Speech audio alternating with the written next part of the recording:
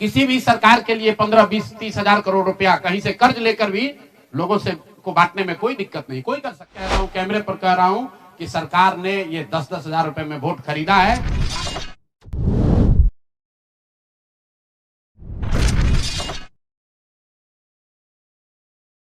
सिर्फ बिहार का मसला नहीं है। मैं आपके जरिए पूरे देश के लोगों को ये बताना चाहता हूं, ये बिहार के चुनाव के परिणाम आप इसको गंभीरता से लीजिए। ये जनसुराज का मामला नहीं है। अगर ये चीज अलाउ कर दी जाए तो देश से लोकतंत्र खत्म हो जाएगा। कोई भी दल जो सत्ता में है वो कभी चुनाव ही नहीं हारेगा। किसी भी सरकार के लिए 15, 20, 30 हजार करोड़ रुपया कहीं से कर्ज लेकर भी लोगों से को बांटने में कोई दिक्कत नहीं, कोई कर सकता है।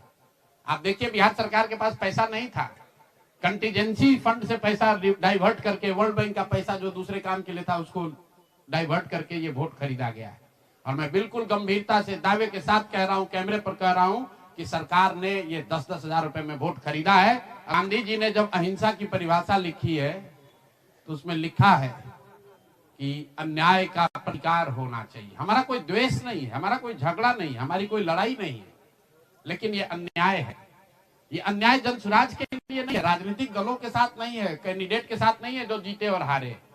ये अन्याय उन गरीब लोगों के साथ है जिनको आपने 10 हजार रुपए का लालच देकर उनका वोट खरीद लिया, उनके बच्चों के पढ़ाई का हक छीन लिया, उनके बच्चों के रोजगार के सपने को छीन लिया। ये अन्याय है और उस अन्याय के सामने हम लोग झुकने वाले नहीं है, जनसुराज झुकने वाला नहीं है। इसीलिए एक दिन का आकर यहाँ मौन उपवास किया है ताकि उसी धरती से, उसी गांधी की सोच से प्रेरणा ले सके और पूरी ताकत से, ईमानदारी और शुद्धता से इस लड़ाई को